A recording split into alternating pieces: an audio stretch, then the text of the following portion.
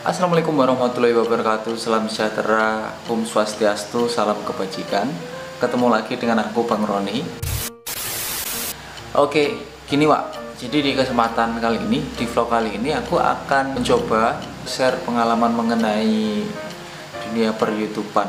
Bagi kalian yang baru aja bergabung di video ini, saya ucapkan selamat datang.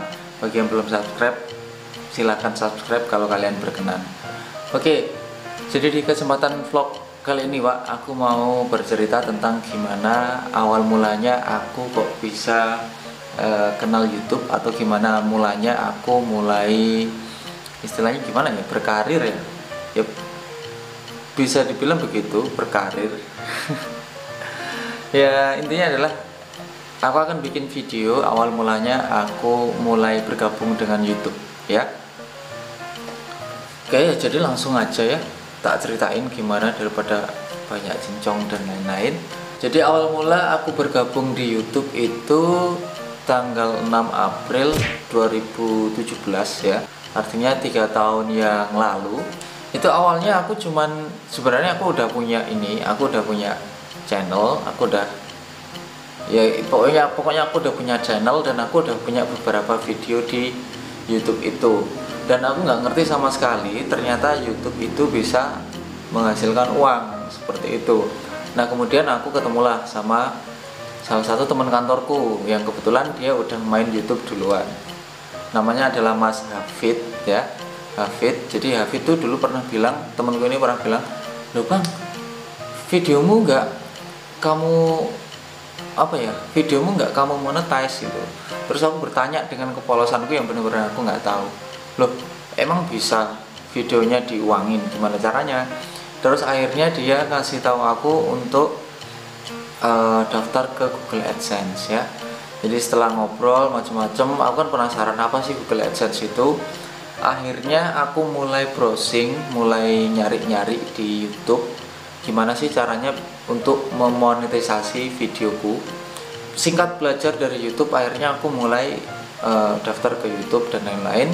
Dulu awalnya bingung sih ya, mau bikin video apa juga. Pasti teman-teman juga yang mungkin sekarang masih pemula juga mungkin masih bingung, belum punya ide dan lain-lain. Terus pikiranku dulu, wah aku kan ngelihat YouTuber yang sekarang kan peralatannya kan lengkap, pakai kamera ini, pakai kamera itu, dan di situ aku mulai kayak, waduh, wes besok aja lah aku bikinnya. Terus kemudian aku ketemu lagi sama temenku, dia bilang untuk wes bikin aja, nggak apa-apa pakai alat seadanya. Akhirnya aku ya coba bikin seperti itu. Terus singkat cerita, setelah aku daftar ke AdSense yang mana link di YouTubeku itu aku daftarin ke AdSense. Dan seperti persyaratan yang mungkin teman-teman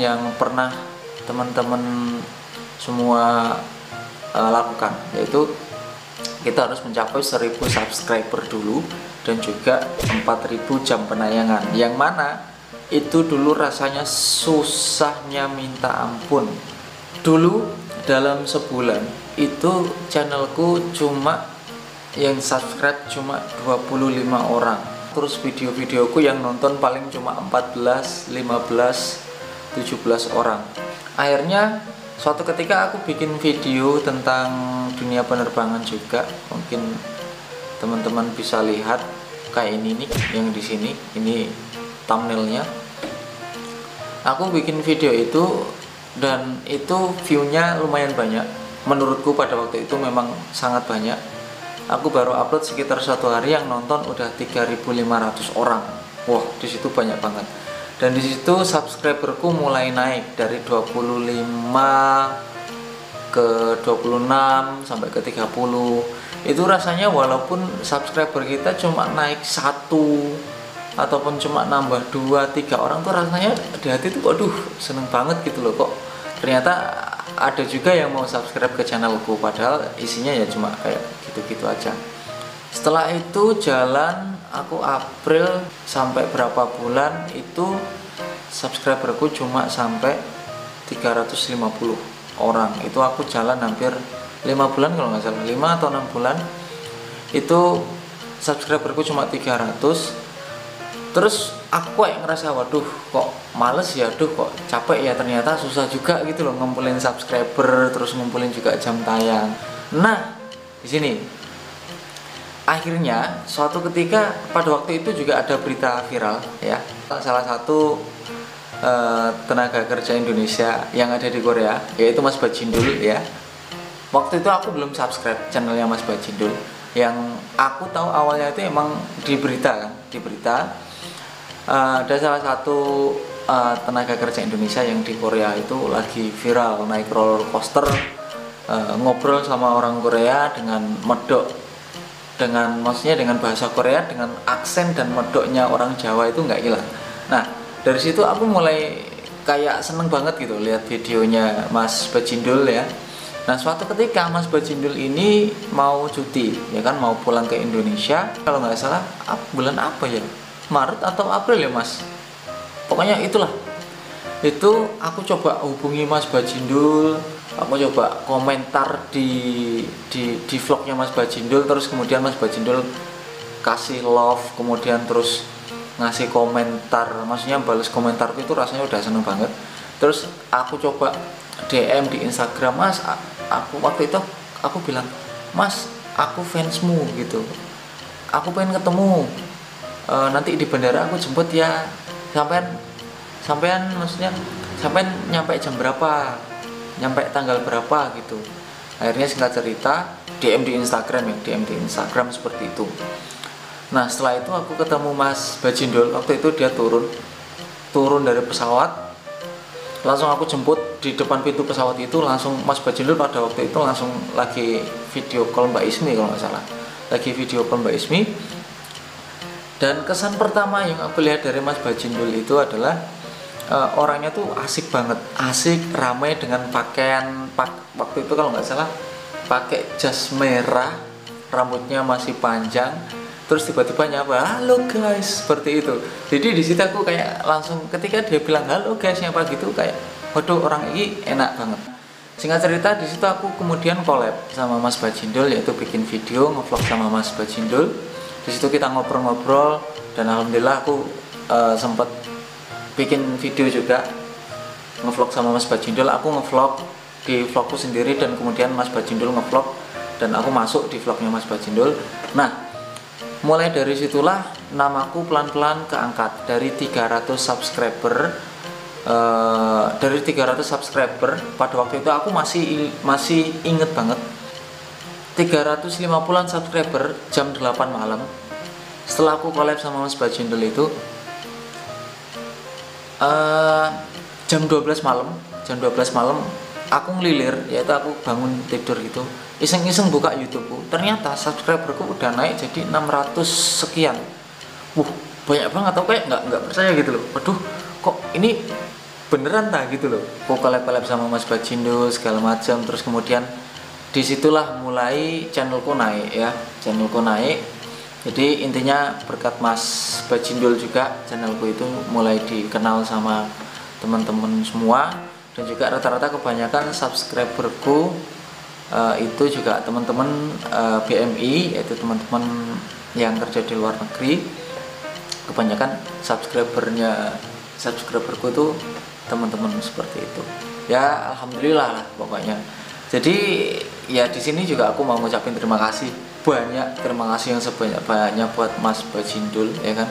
Satu lagi nih aku masih pengen cerita ini. Nah singkat cerita setelah itu setelah 3 hari kalau nggak salah, 3 hari dari aku bikin video itu, subscriberku udah naik jadi 1000. Subscriberku udah naik jadi 1000. Selang beberapa hari jam tayangku udah kekejar. Jadi waktu itu udah lebih dari 4000 jam tayang, dan akhirnya monetisasiku monetisasi pokoknya itu disetujui oleh AdSense. Tapi yang lama itu nunggu pinnya. Aku nunggu pin itu sekitar hampir 1 tahun 8 bulan atau 9 bulan, pokoknya hampir 1 tahun aku nunggu pin verifikasi itu. Kemudian waktu itu acara pernikahannya Mas Bajindul ya kan, aku sempat main ke rumahnya Mas Bajindul yang di Kediri, terus sempat bikin vlog akadnya Mas Bajindul, resepsinya Mas Bajindul. Di situ subscriberku yang dulunya cuma 1.500 naik langsung pesat ke 3.000, nggak sampai 1 hari lagi naik ke 4.000. Dan setelah aku pulang dari resepsi pernikahannya Mas Bajindul itu naik jadi sekitar 7.000 subscriber. Wah, disitu aku ngerasa seneng banget kayak gitu. Oke, jadi seperti itulah ya teman-teman perjalananku selama aku gabung di YouTube.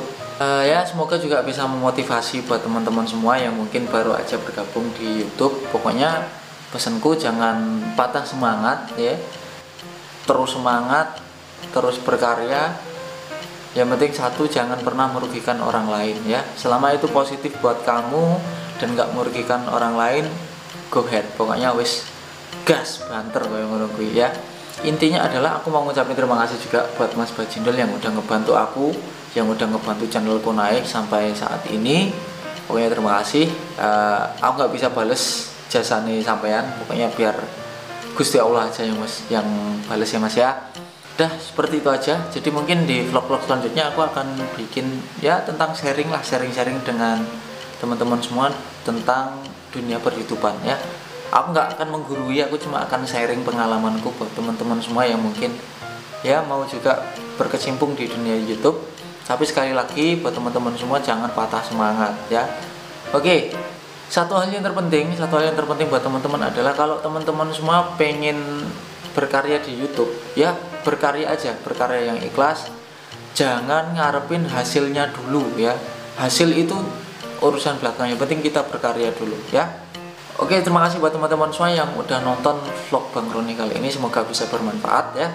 Mungkin kalau teman-teman ada saran lagi untuk buat konten, silahkan teman-teman komentar di bawah. Akhir kata dari Bang Roni, terima kasih.